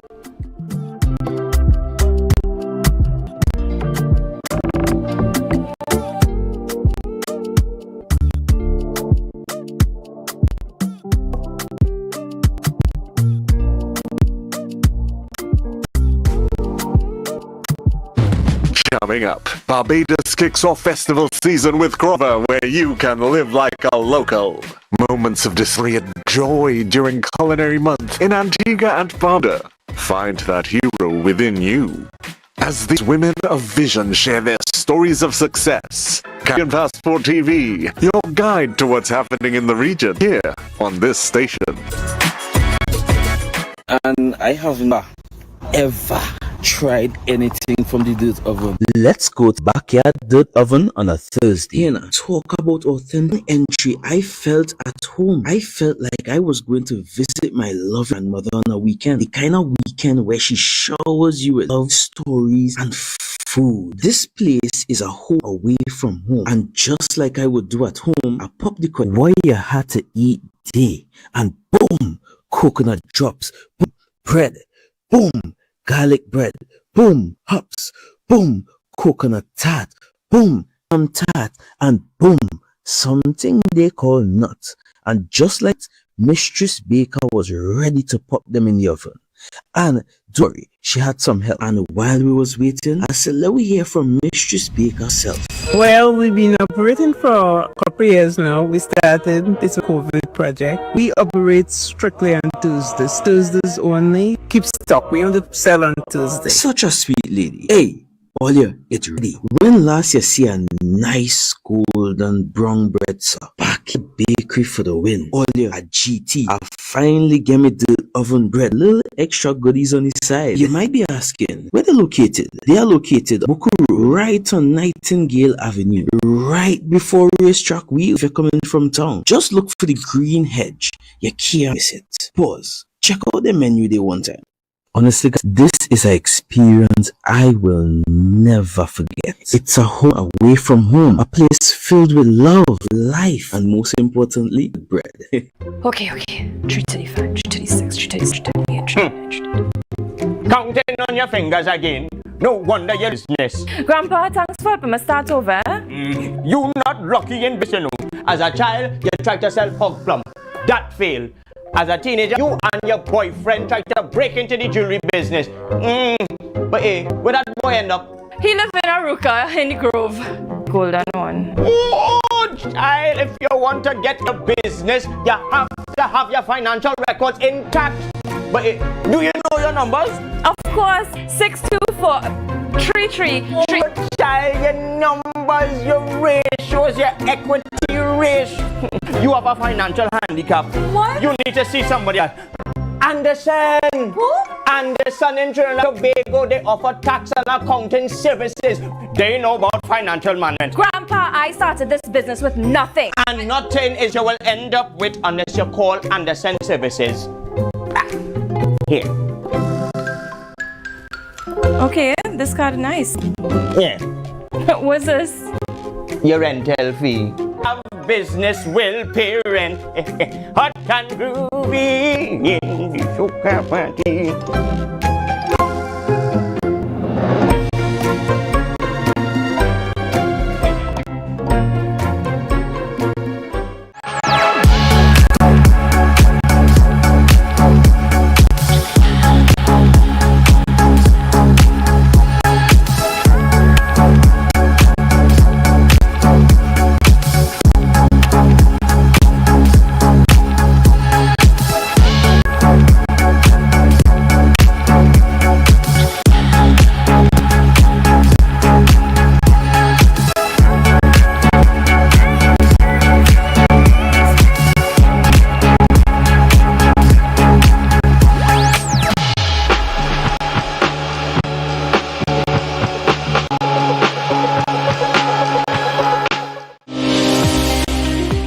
My name is Carpage. I'm the head coach of St. High School boys track and field team. My name is Joseph Small. I'm the head coach of the girls female program. Preparing an athlete is not just running on the track. You have the mental aspect, you have the nutrition aspect, and you have the support and motivation. So there's a lot of factors that we have to look into, and we have to try to see how best we can deal them as best as possible. Be viewing Caribbean Medical TV on this station.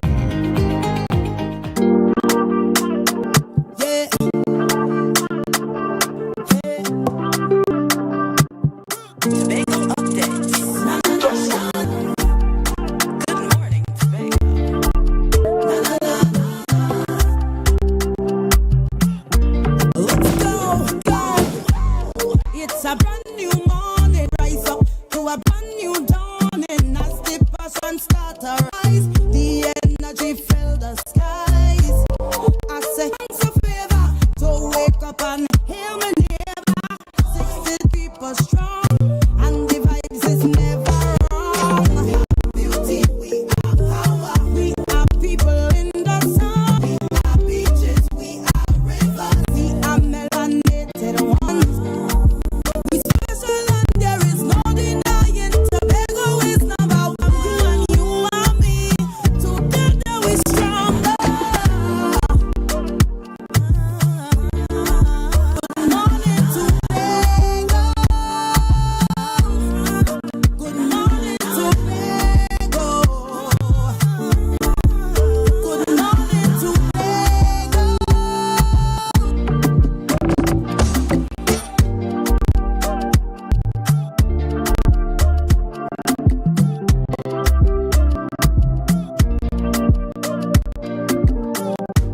Good morning and welcome back to Good Morning Tobago right here on Tobago Updates. Ladies and gentlemen, this morning we're talking about the Tobago Talent Uncovered competition, and we are chatting this morning with Delano Jofield, who is the project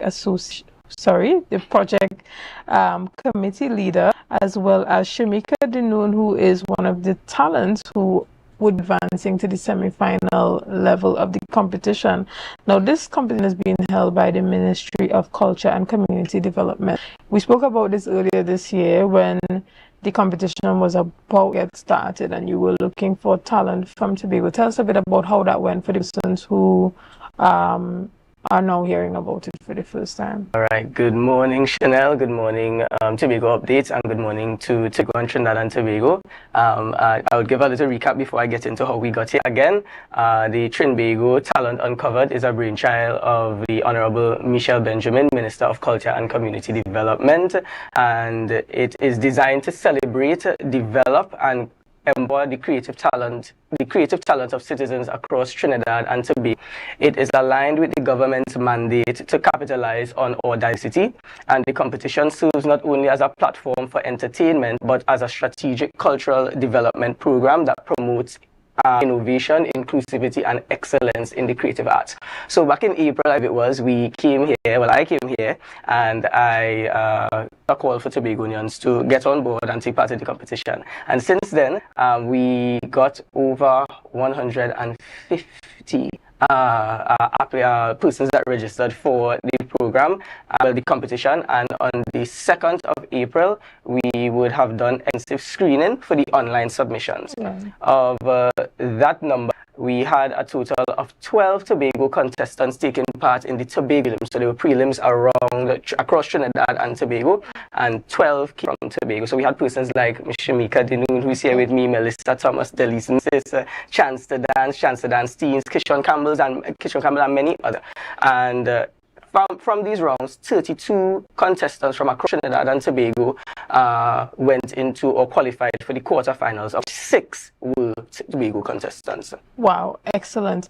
And tell us a bit about what stood out for you in those earlier rounds that has led you to understand that Tobagonians are extremely resilient and deserve to truly be a part of the finals of this competition. Right. Well, what I will say, and I know my colleagues can attest to it, as when you're dealing in the background and stuff, or the logistics of this thing, I went into this knowing that Tobagonians have talent. I mean, Tobagonians after all. But dealing with the logistics, you tend not to really focus on or harbor too much on, although knowing they are talented, harboring too much talent, but dealing with the logistics and so on. But while they're at the prelims, the Tobagonians came out and they showed out to the point where I had colleagues of mine, even my manager, saying, wow, Tobago really came out, from the energy of the contestants to the filling of the hall, from the supporters and so on. Tobago has a resilience and a creative brilliance that I think they always showcase. We never hide it, and that is one of the reasons why I believe Tobago will, and the Tobagonian contestants continue to top this program, and you never know, we may come out on top. All right, and to remind a bit about the prizes, but before you do that, Shamika, tell us a bit of your experience in the competition thus far. How did you become aware of it, and why were you sure that you wanted to be a part of this competition? Good morning, Tobago. Good morning, everyone. I am Shamika Dinoon, a semi-finalist in the Trinidad and Tobago Talents Uncovered. I heard about the competition when I saw Delano advertising on Tobago Updates because I am a regular to the program, and I said, this is something I think I could get in to be inspired and motivated, whereby, as you know, I do have an organization of youth, so I always strive to be their pillar of success or support. So when I heard about it, I tried my luck, and fortunately I got through to the quarterfinal stages. The experience has been very, very much, how to put it, it has been rewarding. We have been having workshops, not only just getting into the competition to just sing or dance or whatever. Right. We are fortunate to have workshops from different persons within the platform who can steer us in the right way, and this has improved our approach and the way we see ourselves on stage. So I am grateful for that experience. I am also grateful to see that so many of us from Tobago has reached thus far. Though we are small, we are mighty. So we want to really showcase the talent of Tobago. As you know, we are a cultural hub in Tobago, so the persons moving forward, trust me, we are grateful and we are hoping to make Tobago proud. How important is it for them to have this level of mentorship going on as a part of the program, and this type of handhold and leading you in the right direction to the point where whether you win or not, you still have increased level of knowledge, experience within your field? So, as I rightfully said, regardless of the outcome or regardless where I am within this competition, I will be grateful for all that I have learned to chase Tobago, of course, for us to capitalize moving forward, because my mantra is I prefer to be known as an entertainer. So whether I placed first or 15th or whatever, someone in that crowd is going to recognize me and moving forward, you know, to be probably moving on to a bigger, so you never know. So that mentorship will definitely move on with me regardless of the outcome of the competition. I'm happy to hear that. And Delano, remind us a bit about prizes for this competition. All right, Chanel. So first place, they will be taking home $75,000. We have $40,000 going second place winner, and $25,000 going to the third place winner. And additionally, the remainder of contestants will get a consolation prize of $2,500. Those are excellent prizes for any person who puts themselves out there to be a part of this Tobago Talent. Ladies and gentlemen, we're going to take a quick break right here, and we'll be back with much on this topic after this. See you soon.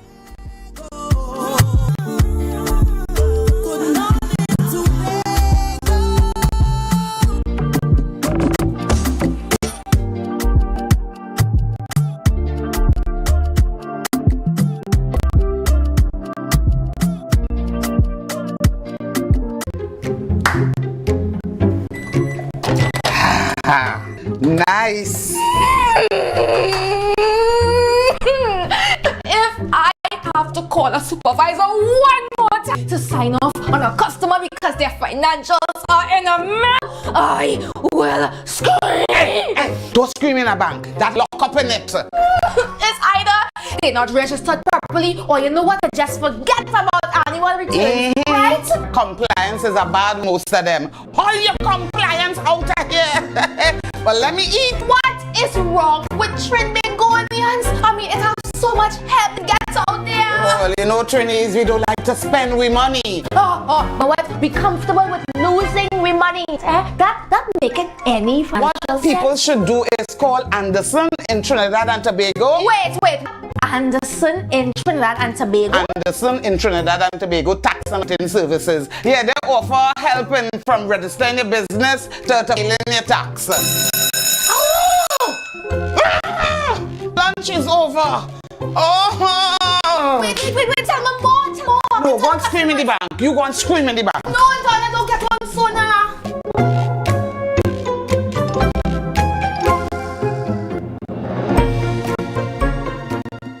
Our world is filled with rhythm. Rhythm that's unapologetic, infectious, timeless. Rhythm is commitment in action. It's how we show up for each other with unrelenting support that goes the distance. Rhythm lives in the tiny beats of our most intimate moments and the seismic roars of our biggest achievement. Rhythm is resilience in motion. So even when things go out of sync, we do what it takes to bring the rhythm back. At Flow, we understand your rhythm because we live it. That's why we're dedicated to building a network as resilient as you, with a team of familiar faces work every day to keep you on beat. You're at the heart of everything we do, and our commitment is to keep your rhythm flowing no matter what. Welcome to Tobago Glass Supplies Limited, where innovation meets excellence and service reigns supreme. Our commitment is simple: to provide high-quality, innovative aluminum, vinyl, and glass solutions for both commercial and residential spaces. At TGS, we don't just meet needs, we exceed expectations. Our range includes the finest aluminum cladding options, setting new standards in durability and style. Driven by our passion to elevate, we aim to be the leading supplier in the Caribbean market while retaining our identity as a family-owned business. Because at Tobago Glass Supplies Limited, it's not just about products. It's about relationships, it's about you. Innovation, quality, service. That's Tobago Glass Supplies Limited.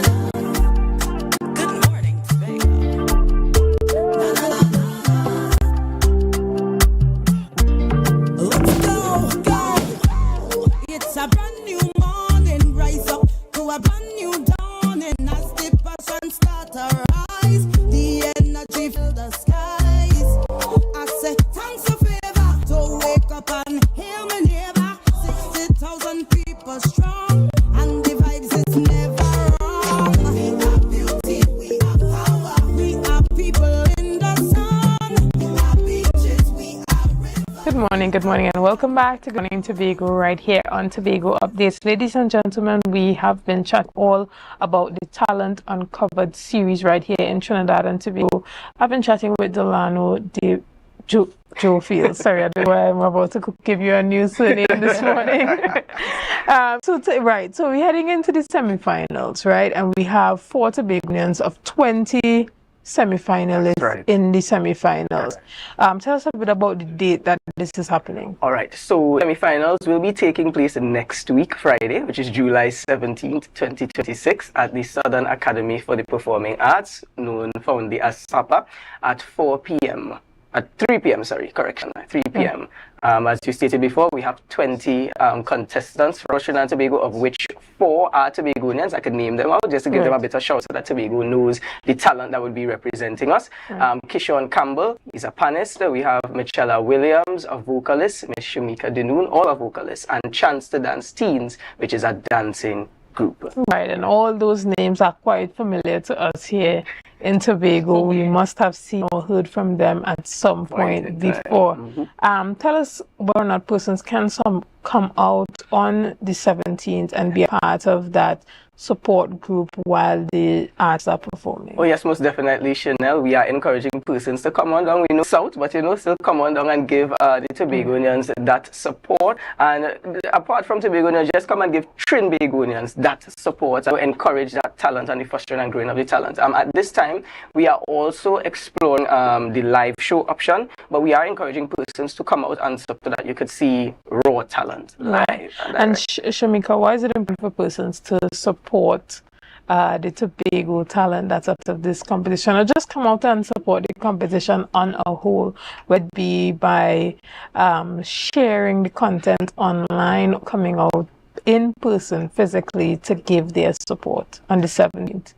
So it is imperative to come out on the 17th at the semi-final stages to support myself, Campbell, Chancellor Dance teams, and Machala Williams, because, you know, we are coming all the way from Tobago, and, you know, sometimes we are faced with so many challenges, but when we get that, you know, moral support, it is very inevitable for us to shine at our best, because we know, you know, coming from a space with like Tobago, we have to go there and by no hesitation give our best, and your support is needed whether near or far. Share the live dance, come down to Sapa. If you are in Trinidad and you are from Tobago, you have your families, we welcome you, because no support will go unnoticed. All right. Delano, tell us a bit about some of the judges who are going to be a part of the semi-finals for the competition. So we have some judges like Tobago's very own Adam Roberts. We have Imran Bihari, formerly known as GI. We have Nigel Diaz, Jerome Devines, a gospel artist. We have Rohan Richards. We have even Lady Lava coming on board to judge as well. And before I forget, I just want to mention Chanel. I want to also send a big shout out to the Division of Community Development and Social Protection, I believe it is, and specifically Councillor Akel Franklin, the Assistant Secretary. He has been a tremendous help and support for Tobago participants thus far. So I just want to make sure and shout. Excellent. That's excellent to know that there is support for those Tobagonians going back and forth to Trinidad. Yes. To participate in those training sessions and just being fully engaged in the program without feeling disadvantaged because you're coming all the way from Tobago. Now, tell us a bit about what the final would look like. Is it going to be a kind of Soca Monarch level production? Are persons expected to bring their A game and pull the greatest tricks out of their hats and come on the Marshall Montano level for the $75,000? Tell us a bit about the levels of expectations persons should be having going into this. Chanel, if you know the Ministry of Culture and Community Development, and specifically the Community Recovery Unit, which is the implementation of the ministry dealing with this program, you know we come out to give you performance. Right. Yes, as Marshall Montano said. And thus far, the contestants have been bringing an energy and a vibe and a vigor and showcasing talent in such a way that I have no doubt that even before the finals, the semi-finals, A games are going to be brought. People are going to be on top of their game. So yeah, you could look forward to, as we like to say in Tobago, a bumper show on the 16th of August, which is the day of the finals. Right, and Shamika, I know that putting together performances of this level and really being able to put out your best, it requires that level of investment. You know, you have your backup dancers, your backup singers, you have your props, you have everything that goes into having that top class performance, Beyonce level. You think about your wardrobe, your makeup, everything, the instrumentals behind you. Do you want the opportunity to make a call for persons to give that level of financial support or any other type of support to Tobago artists in the competition? Yes, we are looking forward to also having further financial assistance, because as Delano and you, Chanel, rightfully said, we have to bring our A game, and you know, you want to have that grand appearance and wow factor so you could stand out. So this financially goes a long way, because from costuming to stage to production to props, it's very costly. So we are welcoming any financial support from the business of Tobago, and any support will go a long way for us, because not only that, you know, meals, preparation backstage, you want everyone to be very much comfortable. So the four of us going into the semis and extension, hopefully the finals, we are looking forward to any type of financial support from anyone. Right.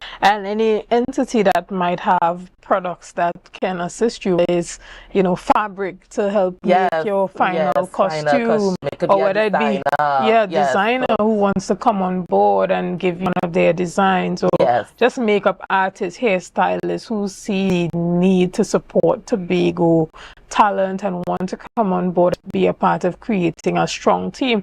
And that team doesn't necessarily have to be your team. It can be a team that can support all Tobago artists that's on the cast. Yes, because myself and my child, we are female, so we will need that prep backstage. Right. So if we have persons just willing to come on board to say we are going as Team Tobago to support and help, because it goes a long way. Right, excellent. And so we look forward to seeing more content like that on the social media, calling for persons to come out and support and be a part of Team Tobago in the semi-finals and the finals.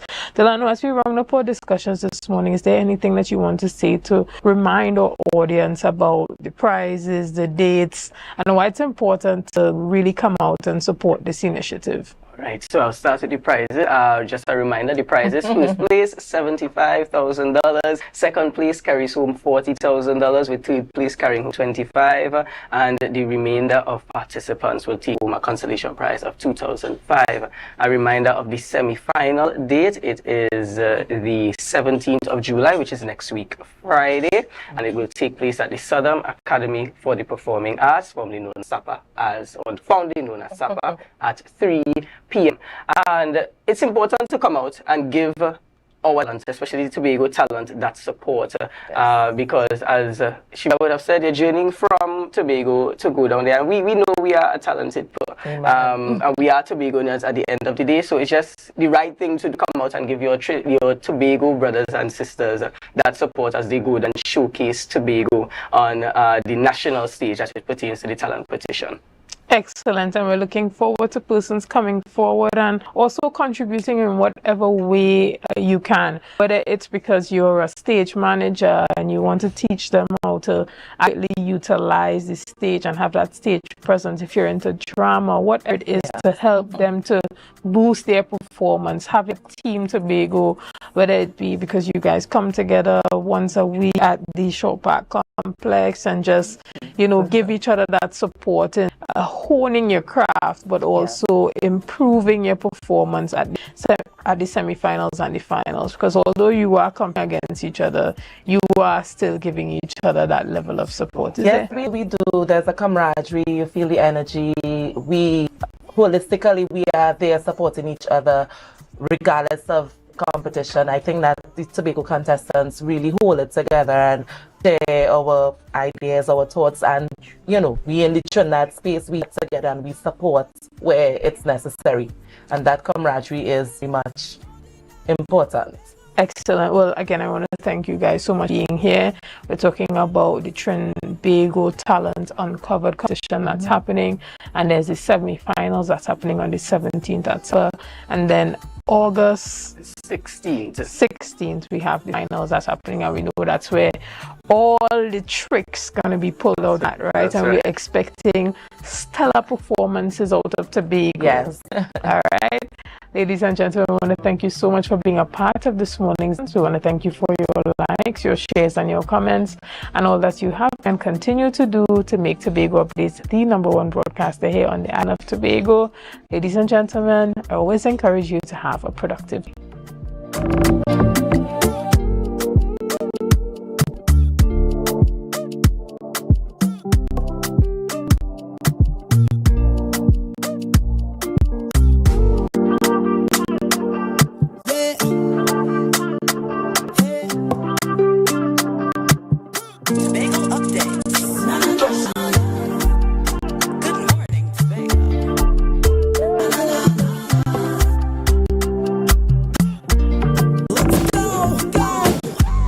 It's a brand new morning, rise up to a brand new